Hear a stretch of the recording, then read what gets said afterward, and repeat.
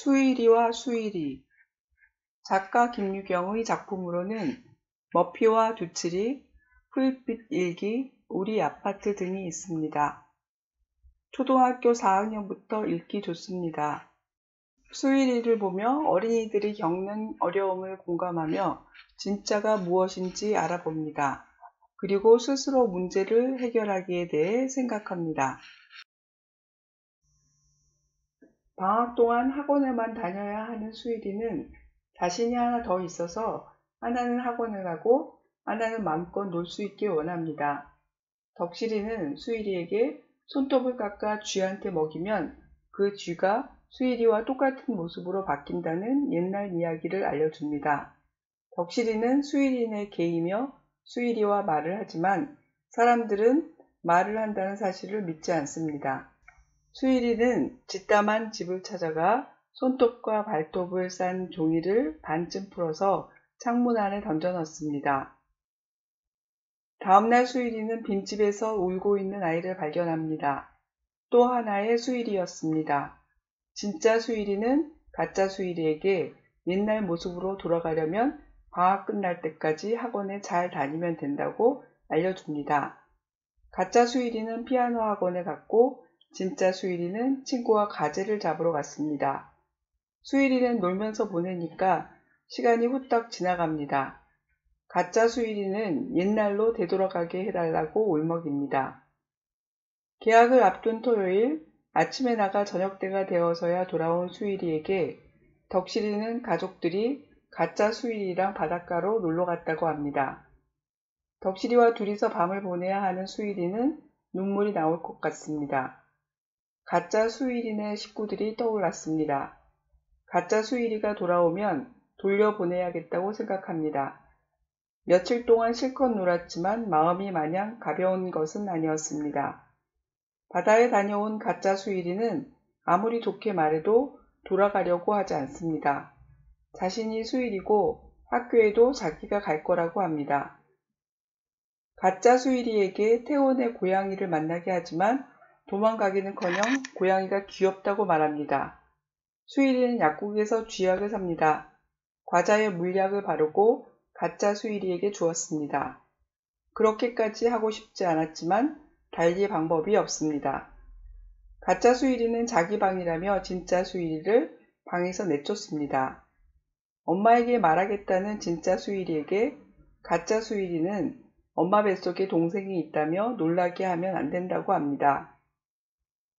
수일이는 2층 할아버지에게 물어보고 할머니로부터 아주 무서운 들고양이라야 둔갑한 사람을 내쫓을 수 있다는 말을 듣습니다. 수일이는 덕실이와 함께 밀가루 공장 근처에 사는 검은 들고양이를 찾으러 갔습니다. 고양이를 기다리는 동안 가짜 수일이가 준 빵을 먹고 둘은 쥐로 변했습니다. 어느 틈에 고양이가 눈에 불을 켜고 이빨을 드러내며 발톱을 세우고 달려들었습니다. 정신을 잃어버렸던 수일이가 정신을 차려보니 사람 모습으로 돌아와 있습니다. 고양이는 수일이에게 남을 함부로 길들이려고 하면 안 된다고 말하며 도와준다고 합니다. 대신 자기 목에 매인 방울을 떼어달라고 합니다. 고양이는 원래 집고양이였다가 사람들이 버리고 난 후 도둑고양이가 되고 지금은 들고양이입니다. 고양이는 남한테 길들지 않고 사는 것이 훨씬 고양이답다고 생각하며 들고양이가 진짜 자기 모습이라고 말합니다. 셋은 하늘을 보며 말합니다. 나는 진짜 수일이, 나는 진짜 덕실이, 나는 진짜 고양이. 의미를 찾는 질문. 공감과 여유. 아이들이 이 책을 좋아하는 이유는 수일이에게 격하게 공감하기 때문입니다. 수일이는 자기가 하나 더 있었으면 좋겠습니다. 종일 학원을 다녀야 하기 때문입니다. 지식 습득과 성적에 도움이 될 수 있습니다. 하지만 아이들이 과한 스케줄로 지친다면 지적 호기심이 사라져 좋은 학습 태도를 갖추지 못하고 결핍된 정서로 건강한 자아를 형성하지 못하게 됩니다. 만일 아이들이 알고 싶은 게 없고 공부는 빠르게 대충 하려 한다면 태도가 흐트러지는 것을 암시합니다. 여유를 주는 것이 좋은 학습 태도를 가지는 필수 조건입니다. 질문. 수일이는 자신이 둘이었으면 좋겠다고 생각했습니다. 수일이가 그렇게 생각한 이유는 무엇인가요? 가짜 수일이를 학원에 보내고 진짜 수일이는 실컷 놀았습니다. 하지만 마음이 마냥 가벼운 것은 아니었습니다. 수일이는 왜 마음이 가볍지 않았을까요? 방학 동안 내내 노는 것과 종일 학원을 다니는 것은 각각 어떤 결과를 일어나게 할까요?